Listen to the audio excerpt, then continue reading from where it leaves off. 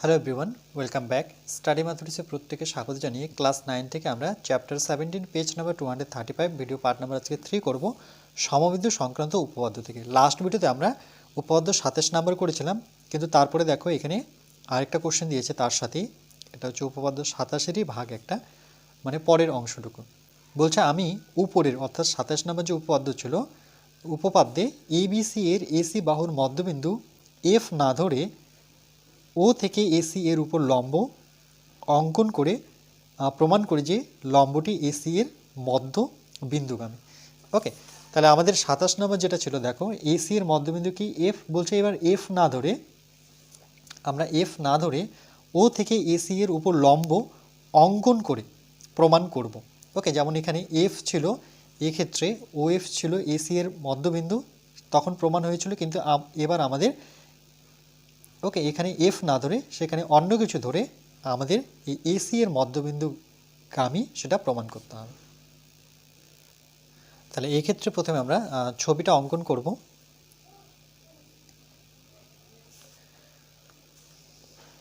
তোমরা স্কেল ব্যবহার করবে, আমি কিন্তু ফ্রি হ্যান্ডেই করছি।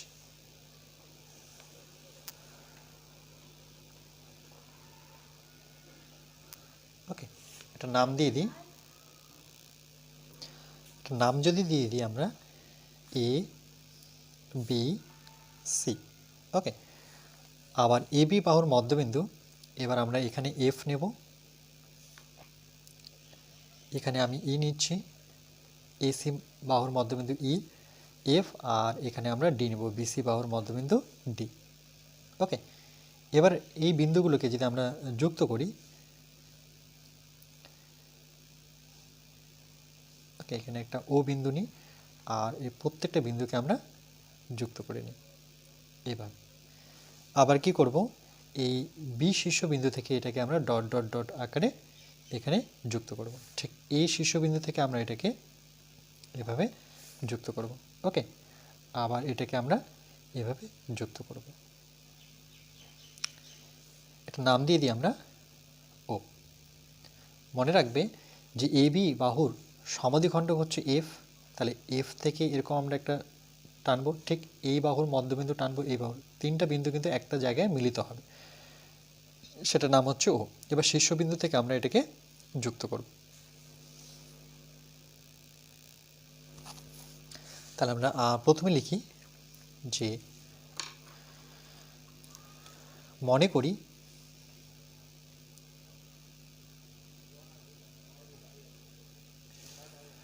করি ত্রিভুজ এ বি সি, ওকে, এর এবিসি ত্রিভুজে এর এবিসি এর বিসি কমা সিএ ও এবি বাহুর মধ্যবিন্দু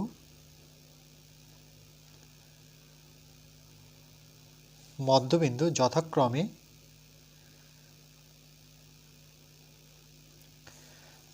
যেহেতু বিসি লিখেছি আগে, তাহলে বিসির মধ্যবিন্দু কি ডি। ওকে, কমা, আর তারপরে লিখেছি আমরা সিএ, তাহলে সি এর মধ্যবিন্দু কি ই ও, আর এবি শেষের দিকে লিখেছি, তাহলে এবির মধ্যবিন্দু কি এফ। তাহলে প্রমাণ করতে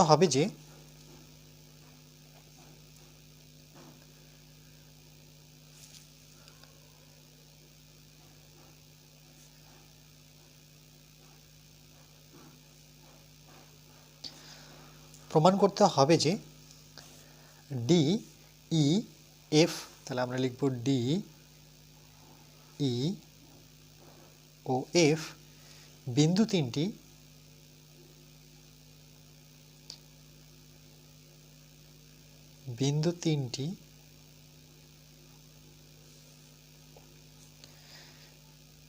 তিনটি দিয়ে যথাক্রমে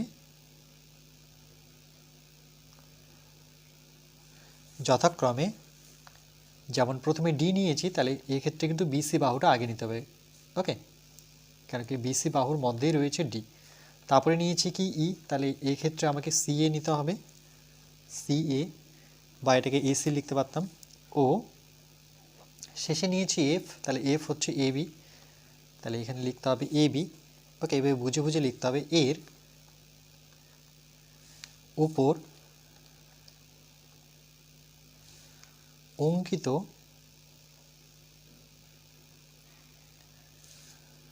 লম্বগুলি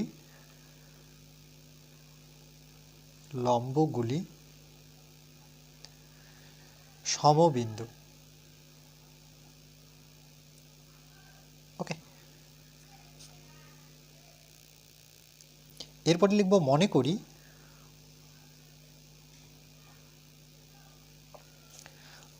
বিসি, ওকে, কেন বিসি আগে নিচ্ছি দেখো, যে এ বি সি ডির এর মধ্যবিন্দু দেখো ডি ই এফ, তাহলে এফ ই ডি তো পড়ি না আমরা, এ বি সির পরে কে আসে ডি, তারপরে ই, তারপরে এফ আসে, তার জন্য বিসিটা আগে লিখছি। ওকে, যে বিসি ও তারপরে কাকে লিখবো আমরা, সি এ, তাহলে বিসি ও সি এর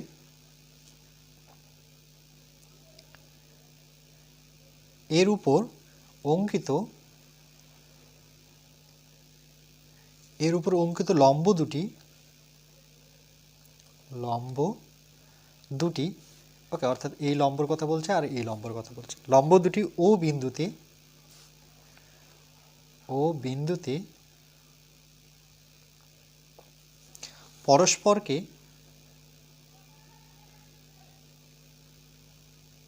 পরস্পরকে ছেদ করে। ওকে, পরস্পরকে ছেদ করে,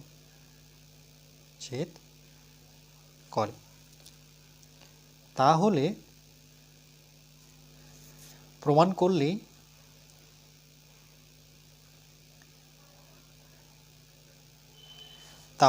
করলেই হবে যে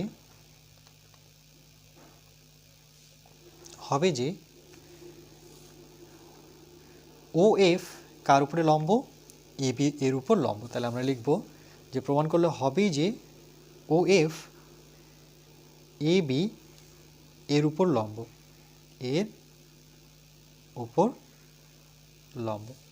ওকে, এরপরে চলে আসবো আমরা অঙ্কনে।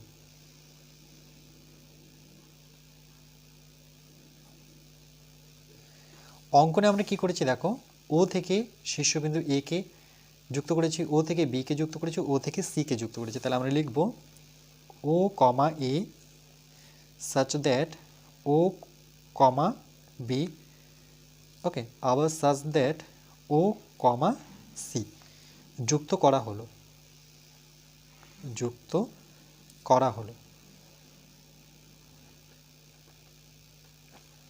ওকে, এরপরে চলে আসবো আমরা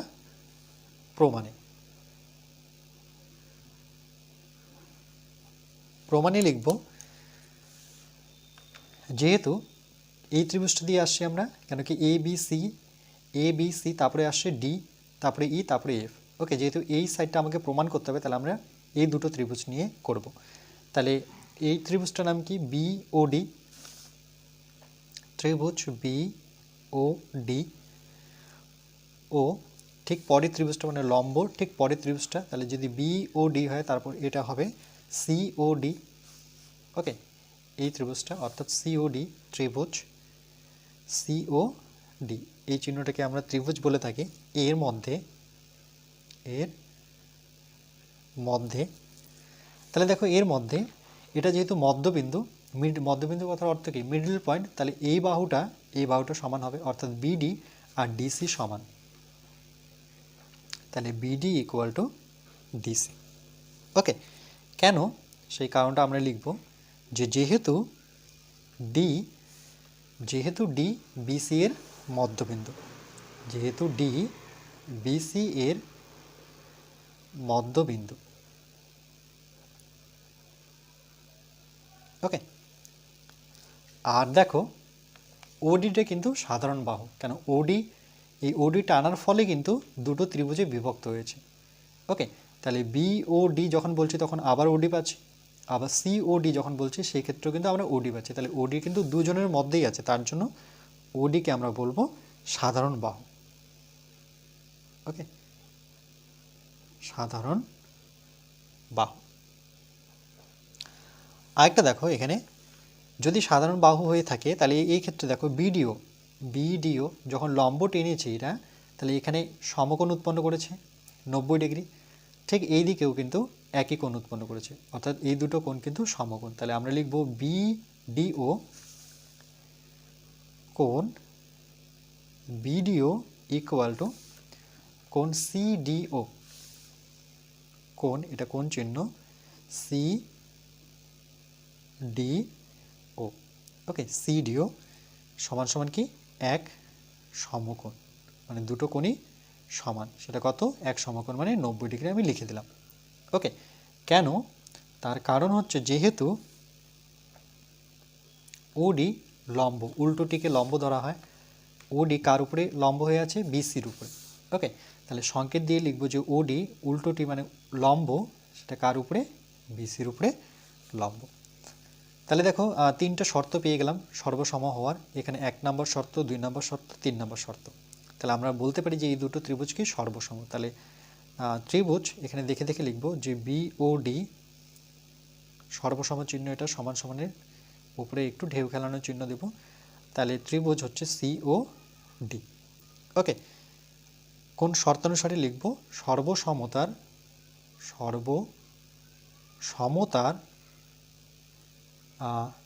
বাহুকে ইংলিশে এস লেখা হয়, অর্থাৎ সাইড, তারপরে আবার সাইড, তারপরে কিন্তু অ্যাঙ্গেল অর্থাৎ কোণ।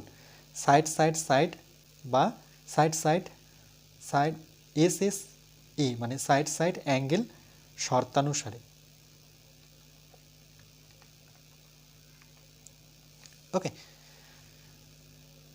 তাহলে এবার দেখো এই বাহুটা সমান, এই কোণটা সমান, ওডি সাধারণ বাহু। তাহলে যেহেতু সর্বসম, তার মানে এই ত্রিভুজের বাকি যে বৈশিষ্ট্য আছে সেটাও কিন্তু সমান হবে, অর্থাৎ ওবি আর ওসি সমান হবে, তাই না? এই দুটো ত্রিভুজের এটাও তো একটা বাহু, এটাও একটা বাহু।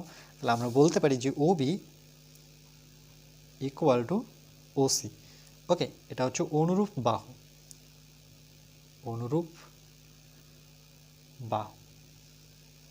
ওকে, তারপর লিখব অনুরূপভাবে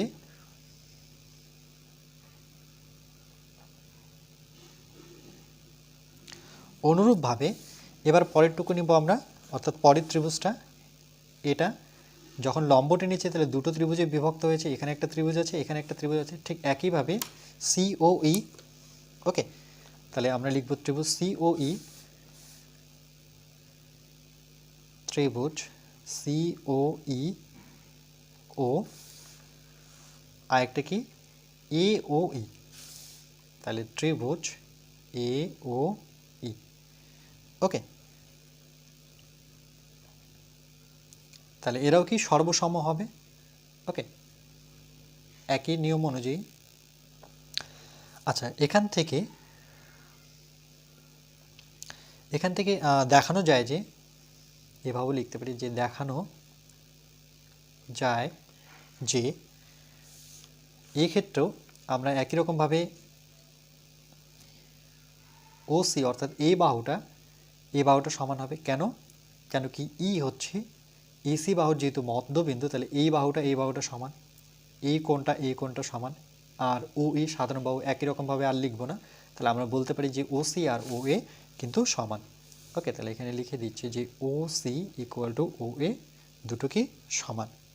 ওকে, এরা যদি সমান হয়ে থাকে তাহলে দেখো ও এ আর ও বিও কিন্তু সমান হবে। ঠিক একইভাবে এ বি বাহুর মধ্যবিন্দু এফ রেখে এটা হচ্ছে সাধারণ বাহু, তাহলে এই বাহুটা সমান হবে। তাহলে ঠিক একইভাবে আমরা লিখব যে না এই দুটো থেকে, সরি এটা 1 নাম্বার দিই। ওকে, ওটা তো প্রমাণ করতে হবে, এটা 2 নাম্বার। তাহলে 1 ও 2 থেকে কি পাচ্ছি দেখো যে 1 ও 2 থেকে পাই। ওকে, তাহলে 1 নম্বরে কী ছিল? O B equal to O C ছিল। এবার ও সি ইকুয়াল টু কী লিখতে পারি? ও এ। তাহলে যেখানে ও সি আছে সেই লাইনে ও এ লিখে, তার মানে এখান থেকে কী পাচ্ছি দেখো যে এটা সমান, তিনটা বাহুই সমান। তাহলে আমরা ও বি ইকুয়াল টু ও এ লিখতে পারি, বা ও এ ইকুয়াল টু লেখা যায় OB, এই দুটো বাহু কিন্তু সমান। ওকে, তাহলে OA আর OB বাহুটা সমান। তাহলে এবার লিখব যে এবার ত্রিভুজ AFO, অর্থাৎ এবার এই ত্রিভুজটা নেব AFO, তাহলে ত্রিভুজ AFO ও ত্রিভুজ BFO। ওকে, BFO, এই দুটো ত্রিভুজের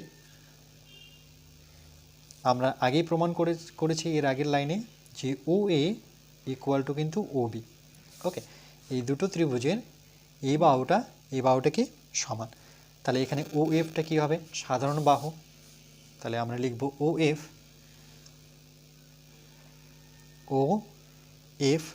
ওকে, সেটা হচ্ছে সাধারণ বাহু,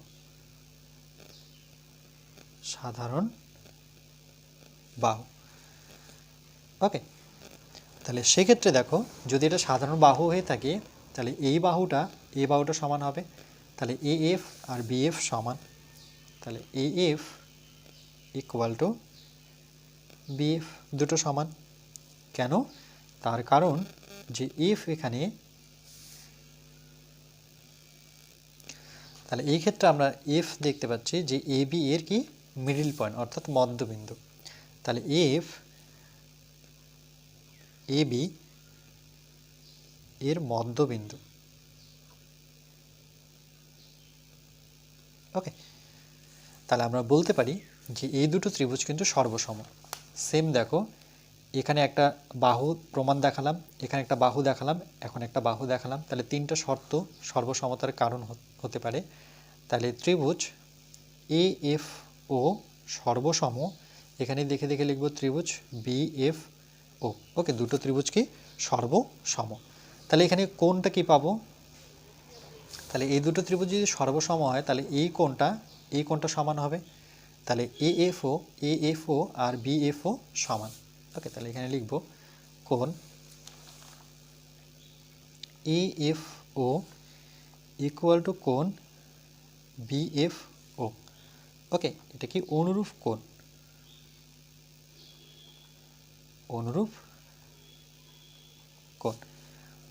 ওকে।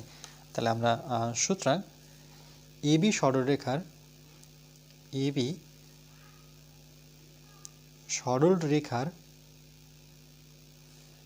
ওকে উপর OF দণ্ডায়মান,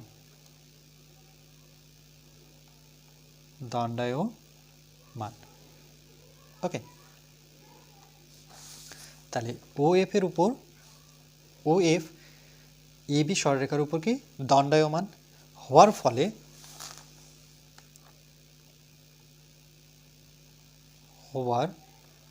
ফলে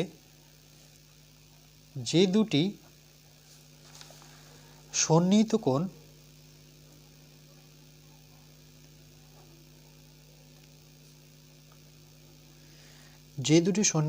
সন্নিহিত কোণ উৎপন্ন হয়েছে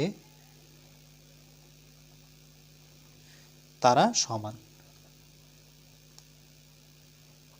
তাই না? দেখো, সন্নিহিত কোণ বলতে কি, একটা বাহুর উপরে যে দুটো কোণ থাকে দুই সাইডে সেটাকে বলা হয় সন্নিহিত কোণ, দুটোই সমান অর্থাৎ 90 ডিগ্রি। তাহলে আমরা লিখব যে তাদের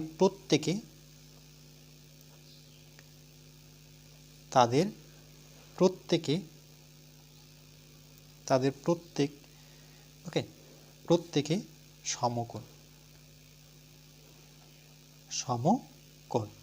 তাহলে আমরা বলতে পারি যে OF লম্ব ABর উপর। তাহলে OF ABর উপরে লম্ব। তাহলে আমরা লিখতে পারি যে হ্যাঁ, লম্ব সমদ্বিখণ্ডক তিনটি সমবিন্দু, যে লম্ব সমদ্বিখণ্ডক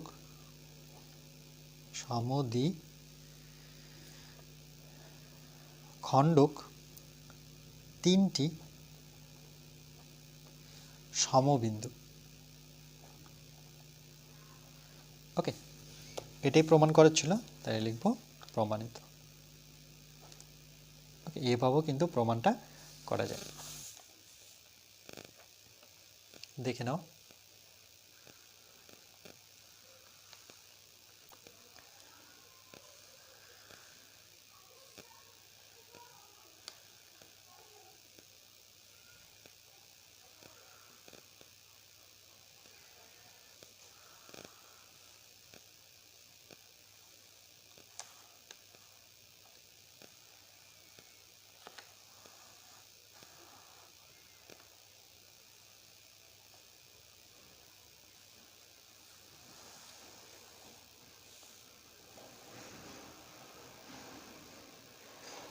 এরপরে আমার নেক্সট পার্ট নাম্বার 4-এ বাকি অঙ্কগুলো করব।